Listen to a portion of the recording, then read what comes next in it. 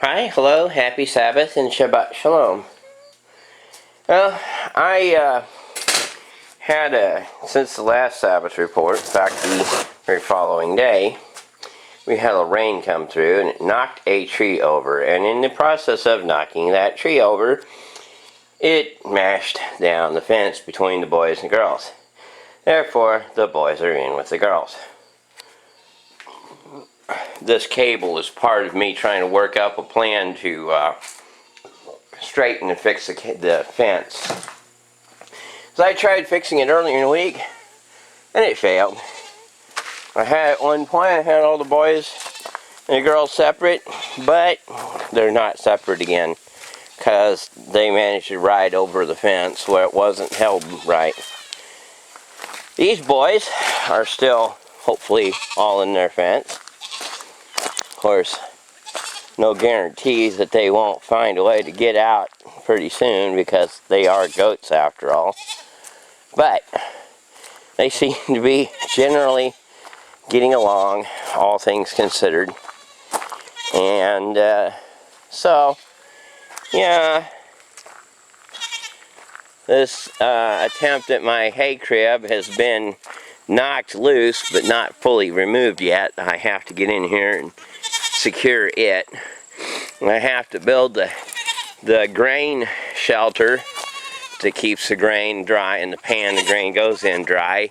It is getting beaten to pieces slowly. Papa Bear here, yes, and Shiny Silver, yes, and Jumpy Jeff are all growing, and rambunctious little baby boys.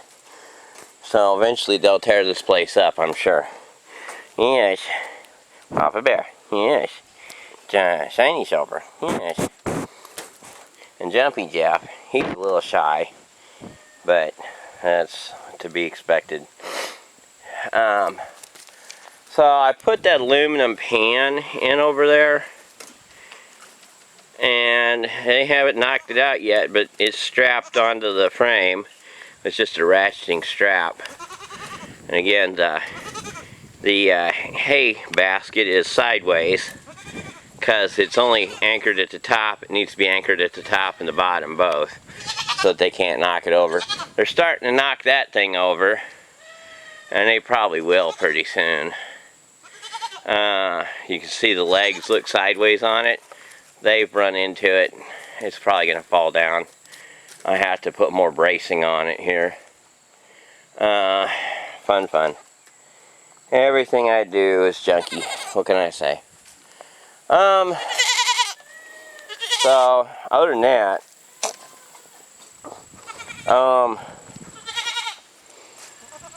I deliberately I've got this kind of mint here. It's not horse mint, and I don't know what kind of mint it is. I'm going to let it hopefully flower and make propagated seeds. We shall see. Well, the flowers we have out here right now, of course, we've got the thistle or lamb's ear, and these pretty orange butterflies seem to really love the thistles. They swarm these things. Other than that, we have a few stray flowers of this kind over here. Again, I don't know what it's called, what family of flowers it's from or anything, but it's been blooming for a few days and putting up some color. The gladiolus hasn't gone dormant yet, so hopefully it's building up some energy to hopefully flower next year. Something's been eating the leaves on the catalpa. It didn't flower this year at all. Usually it flowers by now a little. It didn't flower at all this year, one bit. And it's pretty much the end of the season. Crepe myrtles, I don't think are going to flower this year at all, one bit. Because all the crepe myrtles everywhere else around the whole community have all flowered. And so these are the only crepe myrtles in the area that haven't. These little bigger lice type peas are in pretty good bloom. And whatever unknown kind of flower this is in pretty good bloom, sparsely around. All up through there. And so then these white flowers, whatever kind of flower that is, I don't know. Several, again, as always is the case, there's several flowers out here. I don't know what they are. Lespedeza is in healthy bloom. And again, being part of the pea family. Then the waxweed here, wherever all you find it's in pretty much in full bloom. Whatever these unknown plants are, they've been full bloom and they're kind of about done now. Those sunflowers up there are still hanging on a little bit. Some of them are still vibrant, some of them have already done their thing. So they're not looking all that great now, but they've had a good year. The goldenrod, right there, is starting to come out, and it's starting to come out in full force. It'll be up pretty good for a couple weeks, I guess. I'm not an expert on it, so I don't know how long it'll be out. Ragweed's in bloom, although not exactly a super pretty flower. It's just it's a flower, but it ain't exactly what you call the most beautiful one. It can be pretty abundant. They're just real faint, stubby little yellow flowers. Not very much to say about them except that they are technically flowers. The Russian Lespedeza is not only in good bloom, it's put on lots of little seeds. So it's in pretty good shape. My repotting of the pineapple, can't even think of what the stuff is it's happier now, but it hasn't grown a lot. It's just got some new fresh growth on it. And then I've had mixed results with the various avocados here. I only have 4 that I can say are really trying with anything. This one is not technically dead yet, and that one hasn't sprouted. This one has just kind of hung on slowly.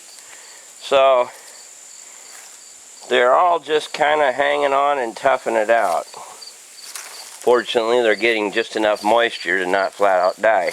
Here's some more of that goldenrod. It's a little further ahead, partly I think because it's in a different temperature zone or something. It's a little ahead.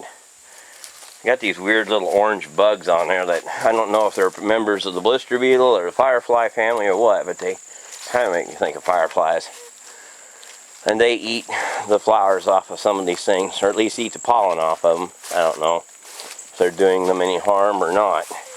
But this way, I don't know if they're pollinating them or just eating the flower before it can make seed. I could not tell you.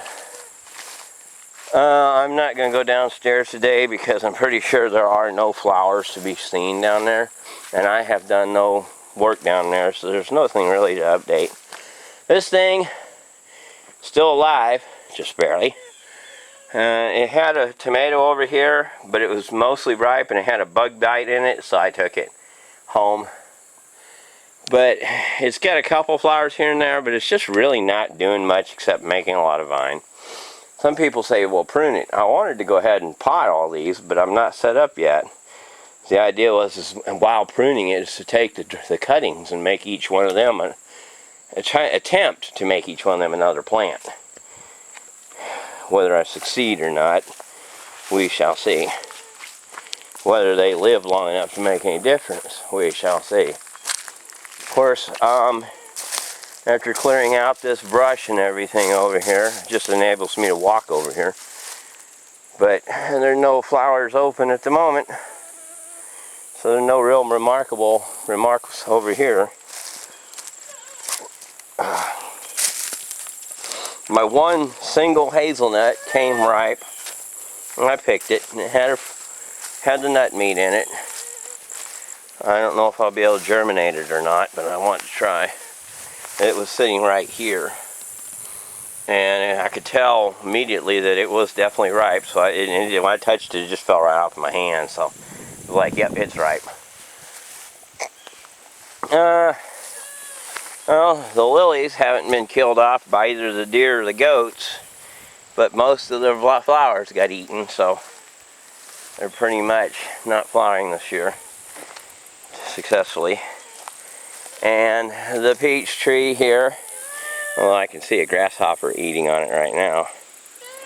It's doing fairly well. I need to get around to putting the second measurement of ash on for the year. The Rose of Sharon is pretty much done blooming for the year. It's done all the more of that it cares to. Mr. O'Malley, because he got out, it was weird, I couldn't tell at first. He was just standing right here by the fence, and he saw me, and he just hopped over the fence like he was with about as much effort as it would take for me to step over a leaf laying on the ground. Mr. O'Malley has no problem going over this fence. I can't tell that he ate a whole lot of the raspberries, but I can see he definitely grazed in here some. So he's unfortunately, what he's actually in need is of his tire again. But right now, I'm just going to try to get the fence corrected, and that should fix everything. So far, he's the only one I've seen come over this fence. Give him time, and the others will follow him, unfortunately, and then I'll have a real problem.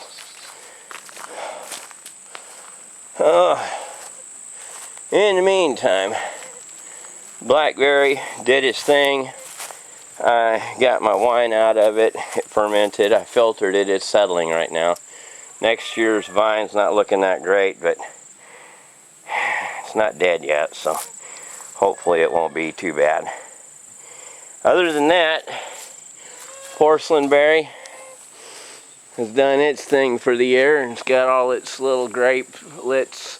They're already maturing and falling off.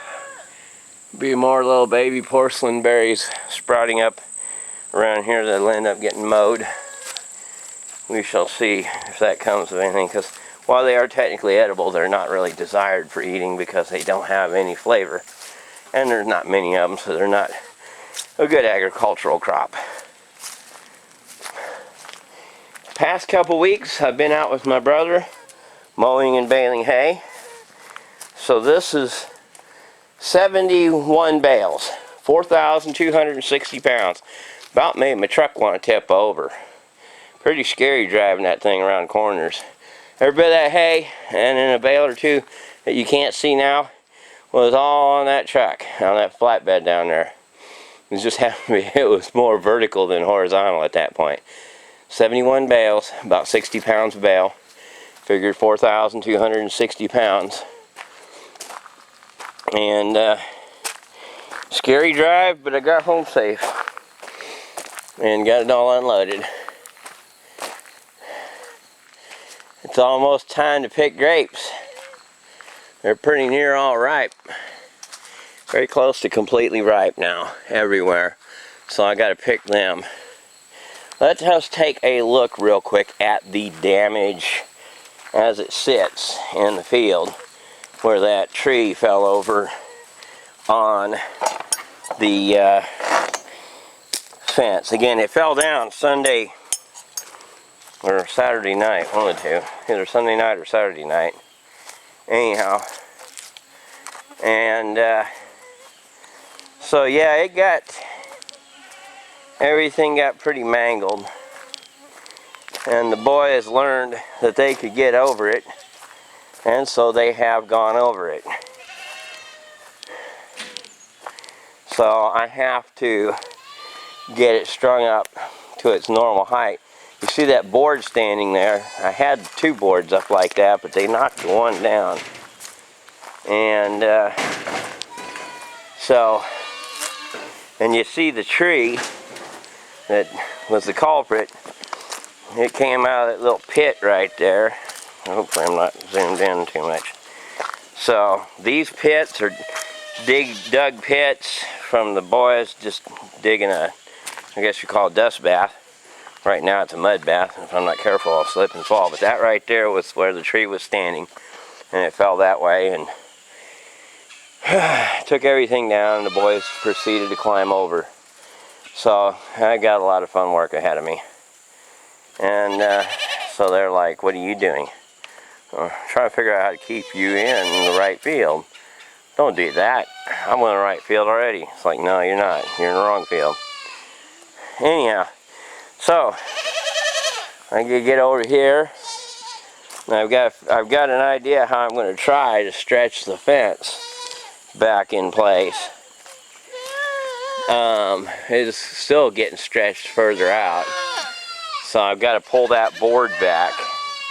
Probably what I'll do is I'll put another board in here beside it to hold it up where it's still 4 foot high. And then I'll back the big board off. And then when I back the big board off, I will try to stretch the fence. I don't really have anything out here I can stretch to, unfortunately, because, well, nothing in a straight line except off that tree that's 30-40 feet off the ground that I can't get to. So I've got an idea what I'm going to do. I'm going to build a little rig that I can pull against over here. And then on the other side of this, I'm going to strap a cable across here, that one that I showed you down at the shop, across here real tight. And when it's strapped across here, the idea is that it'll give me something to pull against to pull this up straight. And I'm going to put timbers across through here at this height, and then timber them across the top with a T-piece. And then that T-piece will also have a piece that hangs out over that even if they climb the fence as high as they can climb it, they'll hit the top of it and be blocked from being able to get over it. In theory, anyway. It may defeat my whole plan anyhow. For all I know, by then they'll just decide they can climb over this side. We shall find out the hard way, I suppose. It's not like they aren't creatively destructive enough to figure it out. Well, other than that, I've collected a whole lot of hematite. There was even a big old piece that was like 11 or 12 pounds come up out of here the other day. Right here. So there's a little hole in the ground here. In fact, I dare say, yep, there's some more of it right there. Again, this is part of that supergene formation. And so, yeah, more chunks of hematite that are all part of this same formation that was once, when this was the water table at one time, it's where they formed a belt of hematite all through here. Also, when I get the fences up, everything caught up, I got to get back over here. I got a well pump. It's over in the garage, and it is just waiting, literally, for me to get caught up with all the other craziness. And I'm going to take out all this jet pump stuff. I don't know what I'll do with it. I'll save it aside somewhere, and put the submersible pump in, and then I'll be putting these tanks and stuff in, hopefully pretty quickly thereafter.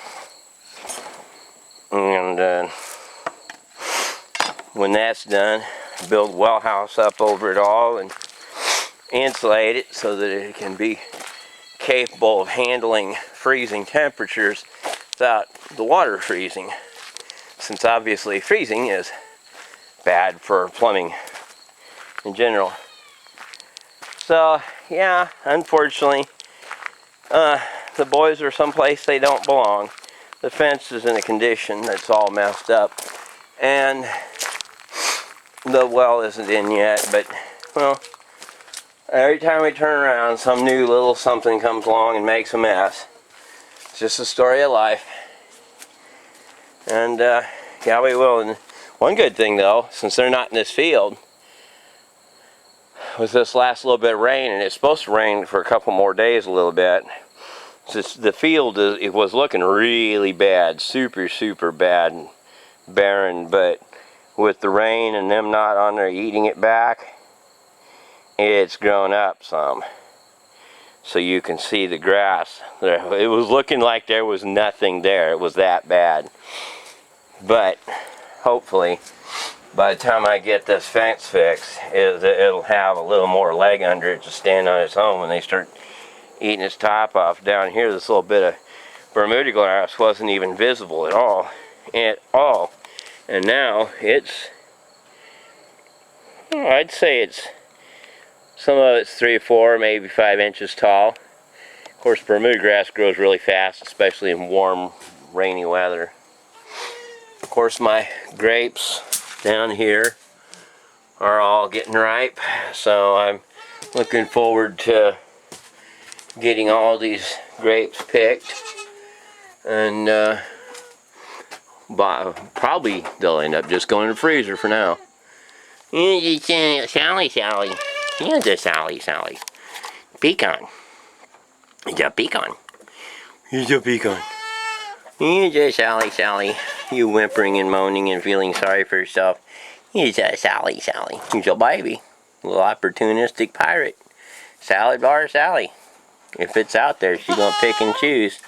Yes. And then Samantha, still afraid of people, but is still too curious to not come up and say hi. And then, yes. Salad bar Sally. Yeah. Plus, yes. Pecan. Here's a pecan. Here's a pecan. He's still pretty shy, skittish. And here we got Goldilocks. Who's your Goldilocks? Yes, you're fearless, ain't you? You're a little social butterfly, ain't you? Yes. Try to eat my clothes like that. What are you doing eating my clothes? Yes. Dinner. Here's your dinner. You don't know. You're just looking because it's there. You don't even know what you're looking at. And then, of course, there's Mercury and Bismuth and Snippy Snap, their mama. Yes. And over here, we got Dilly Dill and Hans. And Gretel's over there crying her eyes out. Here's a Gretel. Yes, I know. Hans, you beast, you. You ugly, smelly, stinky, brown beast, you, covered in yuck. He'd be Snow White if it weren't for the fact of him being in rut. He is just one woolly, shaggy thing. I tell you what, if somebody was looking for a hair goat, he's a hair goat. I mean, he got long hair. That's his brother Franz, and he's not near as woolly. He got a lot shorter hair on him. Yeah, just being a pest. That's what they do. Sugar's still not doing super great, but she's, I don't know, she may never recover, but she's not dying at least. Mercury. Here's your Mercury. What you doing? Yes. Mercury. Yes. Well, that's pretty much all I have to report on. Nothing else has changed whatsoever. Lots of grapes getting ripe. I picked all the grapes downstairs. There were hardly any. And it got beat up real bad by the flooding down there, and so he's having a hard time of it. Yes. Nice. It is what it is. Here's a chestnut. Here's a chestnut. Here's a chestnut. Here's a chestnut. Nice. Here's a chestnut. Here's a chestnut. Yes. Looky here. Looky there. You get to see yourself, huh? Think, oh, I don't like that. I don't like that thing looking at me. Well, that's yourself. Okay, well, that's it for this week. See you next Sabbath.